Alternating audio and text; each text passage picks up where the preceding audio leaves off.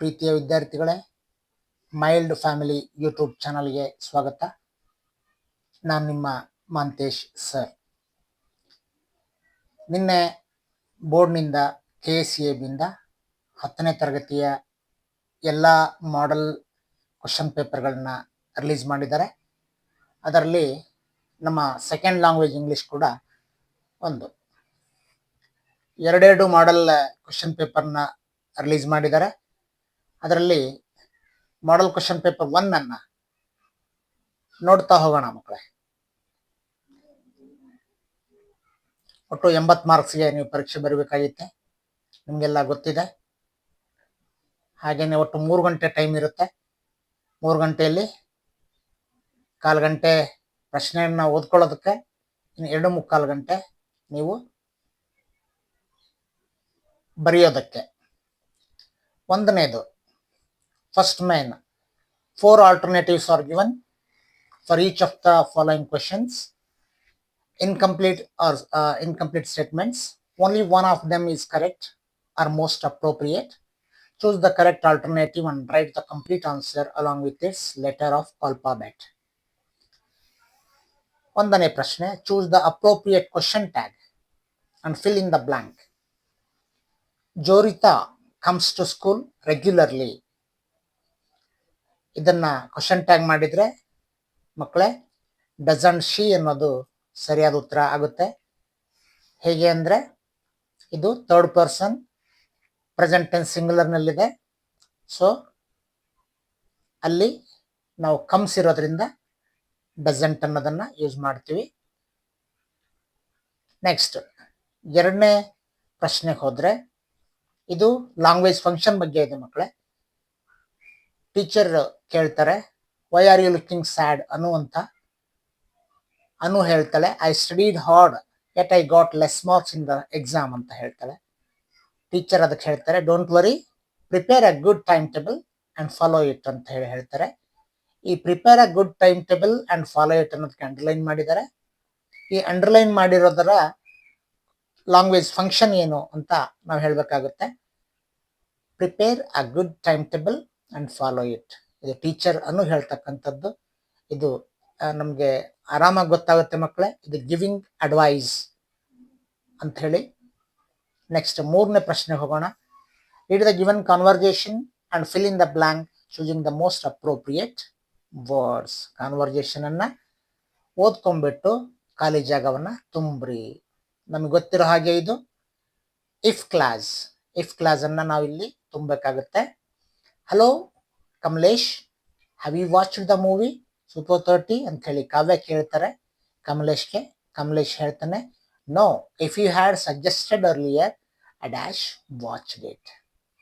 ಇಲ್ಲಿ ಯಾವುದು ಸರಿಯಾದ ಉತ್ತರ ಅಂತ ನೋಡಿದಾಗ will have, would have, wouldn't have, shall have ಇದೆ. ಮಕ್ಕಳೇ ನಮಗೆಲ್ಲ ಗೊತ್ತಿರೋ ಹಾಗೆ ಇದು ಪಾಸ್ಟ್ ಪರ್ಫೆಕ್ಟ್ ಟೆನ್ಸ್ ಆಗಿರೋದ್ರಿಂದ, ಹ್ಯಾಡ್ ಸಜೆಸ್ಟೆಡ್ ಅರ್ಲಿಯರ್ ಅನ್ನೋದು ಬಂದಿರೋದ್ರಿಂದ ನಾವಿಲ್ಲಿ ವುಡ್ ಹ್ಯಾವ್ ಅನ್ನ ಸೆಲೆಕ್ಟ್ ಮಾಡ್ತೀವಿ. ಮುಂದಕ್ಕೆ ನಾಲ್ಕನೇ ಪ್ರಶ್ನೆ ಹೋಗೋದಾದ್ರೆ, choose the passive form of the given sentence. I am purchasing a car ಅಂತ ಇದೆ. ನಾವಿಲ್ಲಿ ಗಮನಿಸಬೇಕಾಗಿರೋ ಅಂಶ ಅಂತಂದ್ರೆ ಇದು ಪ್ರೆಸೆಂಟ್ ಕಂಟಿನ್ಯೂಯಸ್ ಟೆನ್ಸ್ ಅಲ್ಲಿದೆ. ಪರ್ಚೇಸಿಂಗ್ ING ಫಾರ್ಮ್ ಇದೆಯಲ್ಲ, ಸೊ ಇದಕ್ಕೆ ಸರಿಯಾದ ಆನ್ಸರ್ ಬಂದು a car is being purchased by me ಆಗುತ್ತೆ. ಇದು ಸರಿಯಾದ ಉತ್ತರ ಆಗುತ್ತೆ ಮಕ್ಕಳೇ. ನೆಕ್ಸ್ಟ್ 5ನೇ ಪ್ರಶ್ನೆ ಹೋಗೋದಾದ್ರೆ, ಇಲ್ಲಿ ಸಿಲೆಬಲ್ಸ್ ಬಗ್ಗೆ ಕೇಳಿದ್ದಾರೆ. 5ನೇ ಪ್ರಶ್ನೆ ಬರೋದು 2ನೇ ಮೇನಲ್ಲಿ, ಡೂ ಆಸ್ ಡೈರೆಕ್ಟೆಡ್. 12 ones 12. 5ನೇ ಪ್ರಶ್ನೆ, which one of the following words has 2 syllables? Child, milk, colour, school. ಇದರಲ್ಲಿ 2 ಸಿಲಾಬಲ್ಗಳನ್ನು ಹೊಂದಿರತಕ್ಕಂಥ ಶಬ್ದ ಕಲರ್ ಆಗುತ್ತೆ ಮಕ್ಕಳೇ. ರೈಟ್. 6ನೇದು, combine the word in column A with its collocative word in column B. ಇದು ಕಾಲೋಕೇಟಿವ್ ವರ್ಡ್. ಟ್ವಿಂಕ್ಲಿಂಗ್ ಅನ್ನೋದನ್ನ A ಪಾರ್ಟಲ್ಲಿ ಕೊಟ್ಟಿದ್ರೆ B ಪಾರ್ಟಲ್ಲಿ 4 ಶಬ್ದಗಳನ್ನು ಕೊಟ್ಟಿರ್ತಾರೆ. ರೈನ್, ಸ್ಟಾರ್, ಬೆಲ್, ಬರ್ಡ್ ಅಂತ ಇದೆ. ಟ್ವಿಂಕ್ಲಿಂಗ್ ಅಂದ ತಕ್ಷಣ ಅಲ್ಲಿ ಕಾಲೋಕೇಟಿವ್ ಆಗಿ ಬರ್ತಕ್ಕಂಥದ್ದು ಸ್ಟಾರ್. ಓಕೆ ಮಕ್ಕಳೇ, ಹಾಗಾದ್ರೆ ಅದು ಟ್ವಿಂಕ್ಲಿಂಗ್ ಸ್ಟಾರ್ ಆಯ್ತು. 7ನೇ ಪ್ರಶ್ನೆ ಹೋಗೋದಾದ್ರೆ, identify the parts of speech ಮತ್ತು ಅಂಡರ್ಲೈನ್ಡ್ ವರ್ಡ್. ಇಲ್ಲಿ ಪಾರ್ಟ್ಸ್ ಆಫ್ ಸ್ಪೀಚ್ ಅನ್ನ ಯಾವುದು ಅಂತ ನಾವು ಕಂಡುಹಿಡಬೇಕಾಗ್ತದೆ. I need some water, some ಅನ್ನೋದಕ್ಕೆ ಅಂಡರ್ಲೈನ್ ಮಾಡಿದರೆ ಇಲ್ಲಿ ಸಮ್ ಅಂತಕ್ಕಂಥದ್ದು ಅಡ್ಜೆಕ್ಟಿವ್ ಆಗುತ್ತೆ. ಓಕೆ, ಏಯ್ತ್ ಏನಿದೆ ಅಂತಂದ್ರೆ fill in the blanks using the correct article. Article ಬಗ್ಗೆ ಕೇಳಿದ್ದಾರೆ. Ravish is dash famous doctor. Article ಅಂದ್ರೆ ನಮ್ಗೆ ಗೊತ್ತಿದೆ ಎ ಆನ್ ಮತ್ತೆ ದ ಬರ್ತಕ್ಕಂಥದ್ದು. Ravish is dash famous doctor. ಇಲ್ಲಿ ಎ ಅಂತಕ್ಕಂಥದ್ದು ಸರಿಯಾದ ಉತ್ತರ ಆಗುತ್ತೆ. 9ನೇದು fill in the blank with appropriate preposition. Preposition ಅನ್ನ ತುಂಬಬೇಕಾಗಿದೆ. ಇಲ್ಲಿ Raghu goes to school dash foot ಅಂತ ಇದೆ. ಆನ್ ಅಂತಕ್ಕಂಥದ್ದು ಪ್ರಿಪೋಸಿಷನ್, ಸರಿಯಾದ ಪ್ರಿಪೋಸಿಷನ್ ಆಗ್ತದೆ. ಇನ್ನ 10ನೇ ಪ್ರಶ್ನೆ ಹೋಗೋದಾದ್ರೆ fill in the blank using suitable link conjunctions ಅನ್ನ ಕೇಳಿದರೆ. Should we go to Hubli by train dash bus ಅಂತ ಕ್ವಶನ್ ಮಾರ್ಕ್ ಹಾಕಿದರೆ ಇಲ್ಲಿ ಆರ್ OR ಅಂತಕ್ಕಂಥದ್ದು ಸರಿಯಾದ ಉತ್ತರ ಆಗುತ್ತೆ. 11ನೇದು fill in the blank with appropriate tense form of the verb given in brackets. ಇಲ್ಲಿ ಸೂಕ್ತವಾದಂತಹ ಟೆನ್ಸ್ ಫಾರ್ಮ್ ಅನ್ನ, ವರ್ಬಿನ ಟೆನ್ಸ್ ಫಾರ್ಮ್ ಅನ್ನು ನಾವು ಹಾಕಬೇಕಾಗ್ತದೆ. Vishwanath dash in a government school. ಇಲ್ಲಿ ಬ್ರಾಕೆಟ್ ಅಲ್ಲಿ ವರ್ಕ್ ಅಂತ ಕೊಟ್ಟಿದ್ದಾರೆ. ನಾವು ವರ್ಕ್ ಅಂತ ಅನ್ನೋದನ್ನ ವಿಶ್ವನಾಥ್ ಇದು ಥರ್ಡ್ ಪರ್ಸನ್ ಇರೋದ್ರಿಂದ ನಾವೇನ್ ಮಾಡ್ತೀವಿ ಅಂತಂದ್ರೆ ವರ್ಕ್ಸ್, ಪ್ರೆಸೆಂಟ್ ಟೆನ್ಸ್ ಅಲ್ಲಿ ಇರೋದ್ರಿಂದ ವರ್ಕ್ಸ್ ಅಂತ ಹೇಳಿ WORKS ಅಂತ ಹೇಳಿ ಬರೀತೀವಿ. ಇನ್ನು 12ನೇ ಪ್ರಶ್ನೆ ಹೋಗೋದಾದ್ರೆ write the correct form of the word given in brackets. The officer gave dash letter to his boss. ಇಲ್ಲಿ ರಿಸೈನ್ ಅನ್ನೋದನ್ನ ಬ್ರಾಕೆಟ್ ಅಲ್ಲಿ ಕೊಟ್ಟಿದ್ದಾರೆ. ಇದರ correct form of the word ಅಂತಂದ್ರೆ ರಿಸಿಗ್ನೇಷನ್ ಅನ್ನೋದು ಸರಿಯಾದ ಉತ್ತರ ಆಗುತ್ತೆ. 13ನೇದು use the word brush as verb in a sentence. Brush ಅನ್ನೋದನ್ನ ನಾವು ಕ್ರಿಯಾಪದವಾಗಿ ಯೂಸ್ ಮಾಡಬೇಕು. ಹಾಗಾದ್ರೆ ಬಹಳ ಈಸಿಯಾಗಿ I brush my teeth daily ಸರಿಯಾಗುತ್ತಲ್ವ ಮಕ್ಕಳೇ? ಬ್ರಷ್ ಅಂತಕ್ಕಂಥದ್ದು ವರ್ಬ್ ಆಗಿ ಯೂಸ್ ಮಾಡ್ದಂಗೆ ಆಗುತ್ತೆ. Okay, 14 change the given sentence into comparative degree. Bengaluru is the costliest city in Karnataka. ಅವರು ಸೂಪರ್ಲೇಟಿವ್ ಡಿಗ್ರಿನಲ್ಲಿ ಕೊಟ್ಟಿದ್ದಾರೆ, ನಾವು ಅದನ್ನ ಕಂಪ್ಯಾರಿಟಿವ್ ಡಿಗ್ರಿನಲ್ಲಿ ಮಾಡಬೇಕಾಗುತ್ತೆ. Bengaluru is the costliest city in Karnataka. ನಾವು ಅದನ್ನ ಈ ರೀತಿ ಚೇಂಜ್ ಮಾಡಬೇಕಾಗುತ್ತೆ. Bengaluru is costlier city in Karnataka. Costlier than any other city in Karnataka. Yes, Bangalore is costlier city than any other city in Karnataka ಅಂತ ಮಾಡಬೇಕಾಗುತ್ತೆ. ಇನ್ನು 15ನೇ ಪ್ರಶ್ನೆ read the following conversation and change the underlined sentence into reported speech. Yes, Manu ಮತ್ತು ಗಿರೀಶ್ ನಡುವೆ ಇಲ್ಲಿ ಸಂವಾದ ನಡೀತಾ ಇದೆ. ಮನು ಕೇಳ್ತಾನೆ did you meet your friend. Girish ಹೇಳ್ತಾನೆ yes I met my friend yesterday. ನಾನು ನನ್ನ ಫ್ರೆಂಡ್ ಅನ್ನ ನಿನ್ನೆ ಭೇಟಿಯಾಗಿದ್ದೆ ಅಂತ ಹೇಳ್ತಾನೆ. ಇದನ್ನ ಅವ್ರು ಅಂಡರ್ಲೈನ್ ಮಾಡಿರೋದನ್ನ I met my friend yesterday ಅನ್ನೋದನ್ನ ನಾವು ರಿಪೋರ್ಟ್ ಮಾಡಬೇಕಾಗಿದೆ, ರಿಪೋರ್ಟೆಡ್ ಸ್ಪೀಚ್ಗೆ ಚೇಂಜ್ ಮಾಡಬೇಕಾಗಿದೆ. ಗಿರೀಶ್ ಸೆಡ್ ಟು ಮನು, ಅವ್ರು ಕೊಟ್ಬಿಟ್ಟಿದ್ದಾರೆ. Girish said to Manu. ಇಲ್ಲಿ ಏನ್ ಹಾಕ್ಬೇಕಪ್ಪ, ಸೆಡ್ ಹಾಕ್ಬೇಕಾ ಟೋಲ್ಡ್ ಹಾಕ್ಬೇಕಾ, ಅದರ ಒಂದು ಗೋಜು ಗಲಾಟೆ ನಿಮಗೆ ಬೇಕಾಗಿಲ್ಲ, ಆಲ್ರೆಡಿ ಅವ್ರು ಕೊಟ್ಬಿಟ್ಟಿದ್ದಾರೆ. ನಾವು ಮುಂದಿನ ಬರಿಬೇಕಾಗಿದೆ. ಅಂಡರ್ಲೈನ್ ಮಾಡಿರೋದೇನಿದೆ I met my friend yesterday. ಇದು ಯಾವ ಟೆನ್ಸ್ ನಲ್ಲಿದೆ ಮಕ್ಕಳೇ? Simple past tense. Simple past tense ಇರೋದ್ರಿಂದ ನಾವು ಇದನ್ನ ರೂಲ್ಸ್ ಪ್ರಕಾರ ಪಾಸ್ಟ್ ಪರ್ಫೆಕ್ಟ್ಗೆ ಚೇಂಜ್ ಮಾಡಬೇಕಾಗುತ್ತೆ. I met my friend yesterday ಅಂತ ಇರೋದನ್ನ I Girish said to Manu that he had met his friend the previous day ಅಂತ ಬರೆದ್ರೆ ಸೂಕ್ತವಾಗುತ್ತೆ. 16ನೇ ಪ್ರಶ್ನೆ frame a question to get the underline word as answer. ಇಲ್ಲಿ ಕ್ವಶನ್ ಅನ್ನ ಫ್ರೇಮ್ ಮಾಡಬೇಕಾಗಿದೆ. Peter washes his clothes 4 times a week. Peter washes his clothes 4 times a week. 4 times ಅಂತ ಹೇಳಿ ಅಂಡರ್ಲೈನ್ ಮಾಡಿದ್ದಾರೆ. ಇದನ್ನ ಪ್ರಶ್ನೆ ಮಾಡೋದಾದ್ರೆ, how often Peter washes his clothes a week question mark. Yes, ಅವಾಗ ಸರಿಯಾದ ಒಂದು ಕ್ವಶನ್ ಅನ್ನು ನಾವು ಕೇಳಿದಾಗುತ್ತೆ. ಮೂರನೇ ಮೇನಿಗೆ ಬರೋದಾದ್ರೆ, the following paragraph has 2 errors. Edit the paragraph and rewrite it in the answer book. ಅಂದ್ರೆ ಇದು ಎಡಿಟಿಂಗ್. 17ನೇ ಪ್ರಶ್ನೆ, Ravindra thought for a moment and ran quick to help his friend. ಒಂದನೇದು ಅವ್ರು ಕೊಟ್ಟಿದ್ದು ಬಹಳ ಸಿಂಪಲ್ ಆಗಿದೆ ಮಕ್ಕಳೇ. ಇದು a, spelling to be corrected. ಯಾವುದೋ ಸ್ಪೆಲ್ಲಿಂಗ್ ತಪ್ಪಾಗಿದೆ, ಸರಿ ಮಾಡಬೇಕು. Okay. B, adverbial form to be corrected. ಸ್ಪೆಲ್ಲಿಂಗ್ಗಳನ್ನು ಯಾವುದು ತಪ್ಪಾಗಿದೆ ಅಂತ ನೋಡ್ಕೊಂತ ಹೋದ್ರೆ ನೋಡಿ, ಇಲ್ಲಿ ಮೂವ್ಮೆಂಟ್ ಅಂದ್ರೆ ಅರ್ಥ ಚೇಂಜ್ ಆಗುತ್ತೆ. ಇಲ್ಲಿ ಮೂವ್ಮೆಂಟ್ MOMENT ಆಗ್ಬೇಕು. ಆ ಕ್ಷಣ Ravindra thought for a movement, ಒಂದು ಕ್ಷಣ ಯೋಚಿಸ್ತಾನೆ. And ran, adverbial form. Adverbial ಅಂತಂದ್ರೆ ಯಾವುದು ವರ್ಬ್ ಅನ್ನ ಡಿಸ್ಕ್ರೈಬ್ ಮಾಡುತ್ತೆ, ಅದೇ ಅಡ್ವರ್ಬ್. ಇಲ್ಲಿ ರ್ಯಾನ್ ಅನ್ನೋದು ವರ್ಬ್, ಇದನ್ನ ಡಿಸ್ಕ್ರೈಬ್ ಮಾಡ್ತಕ್ಕಂಥದ್ದು ಇಲ್ಲಿ ಕ್ವಿಕ್ ಕೊಟ್ಟಿದ್ದಾರೆ. ಈ ಕ್ವಿಕ್ ಅನ್ನೋದನ್ನ ಇದಕ್ಕೆ LY ಸೇರಿಸಿದ್ರೆ ಕ್ವಿಕ್ಲಿ ಆಗುತ್ತೆ. Ran quickly to help his friend ಅನ್ನೋದು ಸರಿಯಾದ ಉತ್ತರ ಆಗುತ್ತೆ. ಸೊ ನಾವಿಲ್ಲಿ ಚೇಂಜ್ ಮಾಡಿದ್ದು ಮೂಮೆಂಟ್ ಅನ್ನೋದನ್ನ ಮೂಮೆಂಟ್ ಮಾಡಿದ್ವಿ, ಕ್ವಿಕ್ ಅನ್ನೋದನ್ನ ಕ್ವಿಕ್ಲಿ ಮಾಡಿದ್ವಿ ಅಷ್ಟೇ. ನೆಕ್ಸ್ಟ್ 2 ಅಂಕದ 7 ಪ್ರಶ್ನೆಗಳು. ಹೀರೋ ಪಾಠದಿಂದ 1ನೇದು, 2ನೇದು ಅಂಬೇಡ್ಕರ್ ಪಾಠದಿಂದ, 3ನೇದು ಕಾನ್ಸೆಪ್ಟ್ ಪಾಠದಿಂದ, 4ನೇದು science and hope of survival ಪಾಠದಿಂದ, 5ನೇದು ಜಾಸ್ ಪ್ಲೇಯರ್ ಅಥವಾ ಜಾಸ್ ಪೈಮ್ 2 ಪದ್ಯದಿಂದ.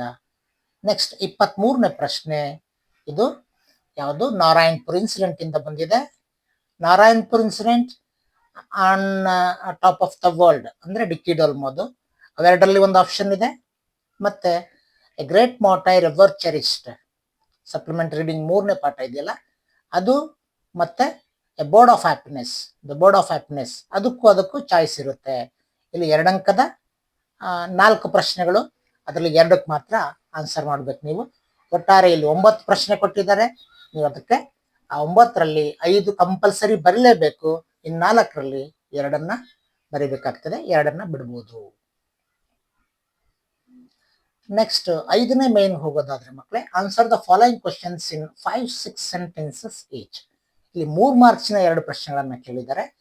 1ನೇದು ಬಾಲೇಶ್ವರ್ ಅಂದ್ರೆ there is a girl by the tracks ಪಾಠದಿಂದ ಕೇಳಿರ್ತಕ್ಕಂಥದ್ದು 25ನೇ ಪ್ರಶ್ನೆ. 26ನೇ ಪ್ರಶ್ನೆ ಬಂದು describe the feelings of the mother earth in the poem I am the land.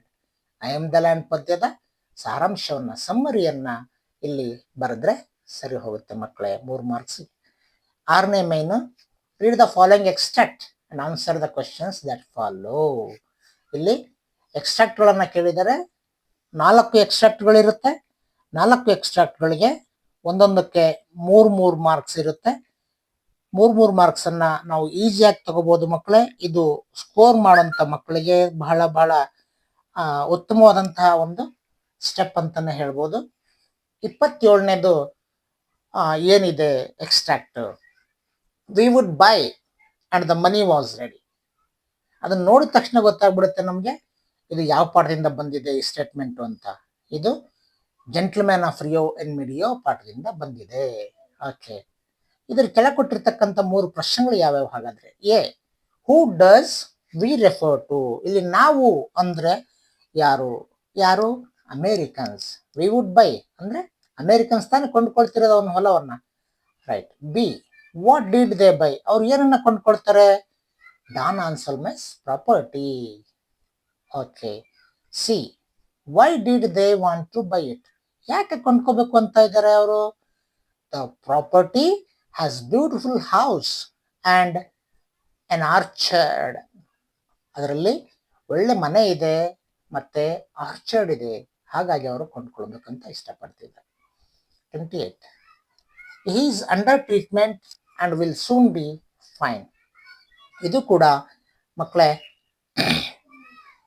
ಯಾವ ಪಾಠದಿಂದ ಬಂದಿದೆ ಅಂತ ಹೇಳೋದಾದ್ರೆ, ನಾವು ಕಲರ್ಸ್ ಆಫ್ ಸೈಲೆನ್ಸ್ ಪಾಠದಿಂದ ಅಂತ ಈ ಒಂದು ಸ್ಟೇಟ್ಮೆಂಟ್ ಅನ್ನು ನೋಡಿದ ತಕ್ಷಣ ಹೇಳ್ಬಿಡ್ಬೋದು, he is under treatment and will soon be fine. Who is the speaker? ಈ ಮಾತನ್ನು ಯಾರು ಹೇಳ್ತಾರೆ ಅಂತಂದ್ರೆ ಅವರ ಅಪ್ಪ. ಯಾರ ಅಪ್ಪ? ಸತೀಶ್ ಗುಜ್ರಾಲ್ ಅವರ ಅಪ್ಪ avatar Narayan said this. Who is the speaker? Avtar Narayan. Yes. B. When was the statement made? ಯಾವಾಗ ಈ ಸ್ಟೇಟ್ಮೆಂಟ್ ಅನ್ನ ಮಾಡ್ತಾರೆ ಅವರು? When he went to school to admit Satish, then he made this statement. C. What is the tone of the speaker? Angry. He was in angry mood. So the tone of the speaker is angry. ಅಷ್ಟೇ. 29ನೇ ಒಂದು ಪ್ರಶ್ನೆ. ಈ statement ಅನ್ನ ನೋಡೋದಾದ್ರೆ, there are limits to patience. ನಮ್ಗೆಲ್ಲ ಗೊತ್ತಿರೋ ಹಾಗೆ ಇದು ಡಿಸ್ಕವರಿ ಪಾಠದಿಂದ ಬಂದಿರತಕ್ಕಂಥದ್ದು. Who made the statement? ಈ ಮಾತನ್ನ ಯಾರು ಹೇಳ್ತಾರೆ ಅಂದ್ರೆ ಡಿಯೆಗೋ ಹೇಳ್ತಾನೆ. ಡಿಯೆಗೋ ಯಾರು ಹೇಳ್ತಾನೆ? Why did he say so? ಎರಡನೇದು. First who made the statement? Diego. Why did he say so? ಯಾಕೆ ಹೇಳ್ತಾನೆ ಹಂಗಂತಂದ್ರೆ ಅವನು he lost his patience, ತಾಳ್ಮೆಯನ್ನ ಕಳ್ಕೊಂಡಿರ್ತಾನೆ. he want to go back home or go back to Spain. ಅವ್ರ ದೇಶಕ್ಕೆ ಹೋಗ್ಬೇಕಾಗಿರ್ತದೆ ಅವನು, ಹಾಗಾಗಿ patience ಅನ್ನ ಕಳ್ಕೊಂಡು ಈ ಮಾತನ್ನ ಹೇಳ್ತಾನೆ. C. When was it said? ಯಾವಾಗ ಹೇಳ್ತಾನೆ ಇದನ್ನ? When Pedro said he was impatient.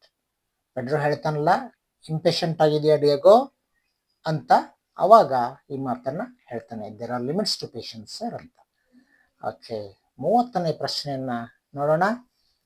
With tea cups circling round me like the planets round the sun. Tea ಕಪ್ಪುಗಳು ನನ್ನ ಸುತ್ತಲೂ ಸುತ್ತುತ್ತಾ ಇರ್ತವೆ, ಯಾವ ರೀತಿ ಗ್ರಹಗಳು ಸೂರ್ಯನನ್ನ ಸುತ್ತುತ್ತಾ ಇರ್ತವಲ್ಲ ಆ ರೀತಿಯಾಗಿ ಅಂತ. ಇದನ್ನ ನೋಡಿದ ತಕ್ಷಣ ನಮ್ಗೆ ಗೊತ್ತಾಗ್ಬಿಡ್ತದೆ ಇದು ಪದ್ಯ off to outer space tomorrow morning ಇಂದ ಬಂದಿರತಕ್ಕಂಥದ್ದು. A. Who is the speaker? ಈ ಮಾತನ್ನ ಯಾರು ಹೇಳ್ತಾರೆ? ಅಲ್ಲಿ ಪೋಯೆಟ್ ಆದಂತಹ ನಾರ್ಮನ್ ನಿಕೋಲ್ಸನ್ ಅವರು ಈ ಮಾತನ್ನ ಹೇಳ್ತಾರೆ. Where does the speaker experience this? ಎಲ್ಲಿ ಈ ಒಂದು ಅನುಭವ ಅವ್ರಿಗೆ ಸಿಗುತ್ತೆ ಅನ್ನೋದನ್ನ ಹೇಳ್ತಾ ಇದ್ದಾರೆ. ಔಟರ್ ಸ್ಪೇಸ್ ಅಲ್ಲಿ. ಇನ್ ಔಟರ್ ಸ್ಪೇಸ್ ಅನ್ನೋದು ಸರಿಯಾದ ಉತ್ತರ. C. Why do tea cup circle around that person? ಯಾಕೆ ಟೀ ಕಪ್ಸ್ಗಳು ಅವನ ಸುತ್ತಲೂ ಸುತ್ತುತ್ತವೆ ಅನ್ನೋದು ಪ್ರಶ್ನೆ. ಯಾಕೆಂತಂದ್ರೆ ಅಲ್ಲಿ ಗ್ರಾವಿಟಿ ಇಲ್ಲ. ಉತ್ತರ ಈ ರೀತಿ ಬರಬೇಕು, there is no gravity in space. Okay, 30ರ ತನಕ ನೋಡಿದ್ವಿ ಮಕ್ಕಳೇ. 31ನೇದು ನಮಗೆ ಗೊತ್ತಿರೋ ಹಾಗೆ 31ನೇ ಪ್ರಶ್ನೆ ಇಲ್ಲಿ ಪ್ರೊಫೈಲ್ ಕೊಟ್ಟಿರ್ತಾರೆ. ನಾವು ಇದನ್ನ ಪ್ಯಾರಾಗ್ರಾಫ್ ಅಲ್ಲಿ ಬರಿಬೇಕಾಗ್ತದೆ. ಪ್ರೊಫೈಲ್ ಯಾರ್ದು ಕೊಟ್ಟಿದ್ದಾರೆ ಅಂತಂದ್ರೆ ಶರದ್ ಕುಮಾರ್ ಅನ್ನೋರ್ದು ಪ್ರೊಫೈಲ್ ಕೊಟ್ಟಿದ್ದಾರೆ. ಇದನ್ನ ನೋಡ್ಕೊಂಡು ನಾವು ಈಸಿಯಾಗಿ ಬರಿಬಹುದು.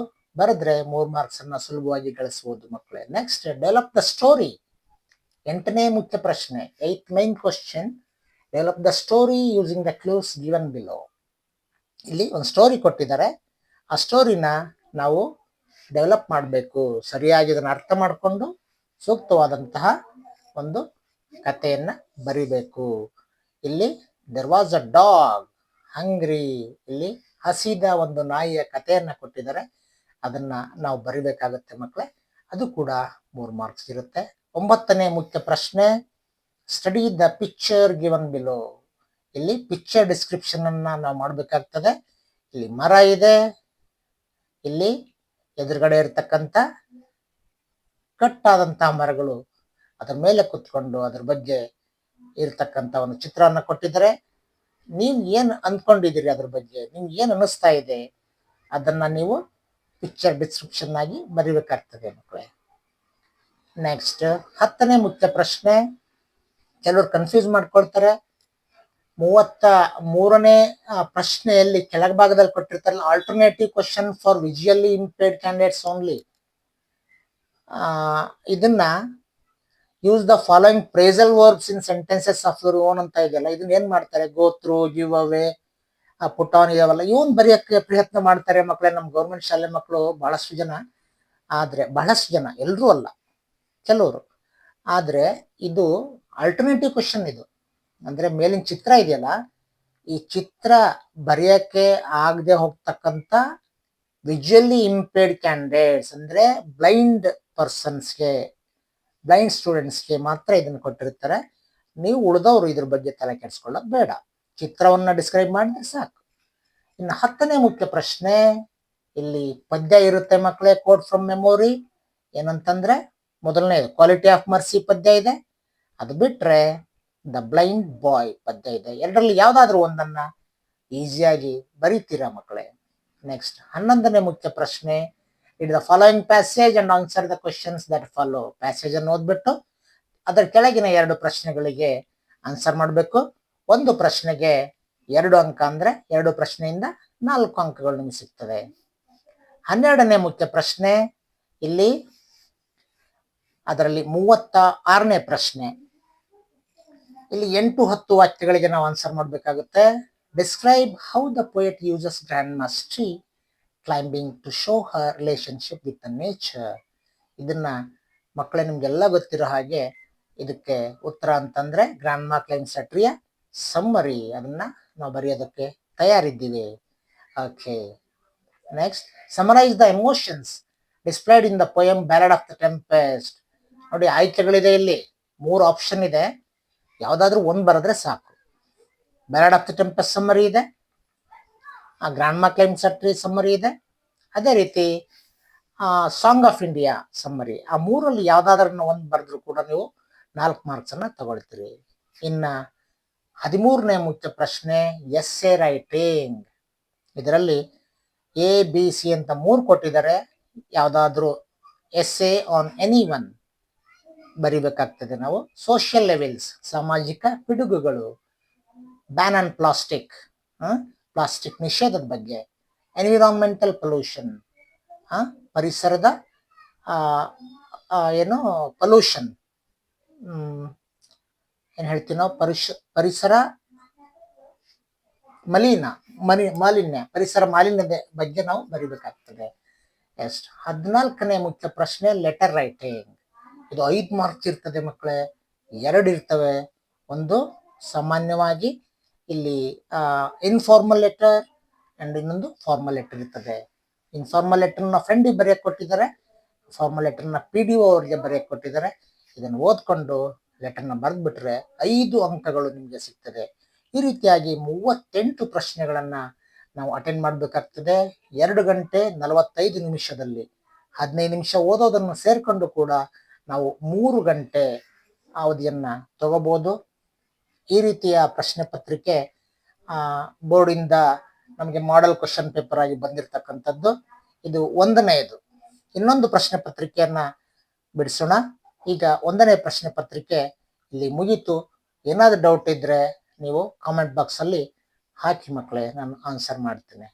Thank you so much. ನೀವೆಲ್ಲರೂ ಇದನ್ನ ಲೈಕ್ ಮಾಡಿ, ಸಬ್ಸ್ಕ್ರೈಬ್ ಮಾಡಿ, ಶೇರ್ ಮಾಡಿ, ಬಹಳಷ್ಟು ನಿಮ್ಮ ಫ್ರೆಂಡ್ಸ್ಗೆ ತಿಳಿಸಿ ಅಂತ ಕೇಳ್ಕೊಳ್ತಾ ವಂದನೆಗಳು.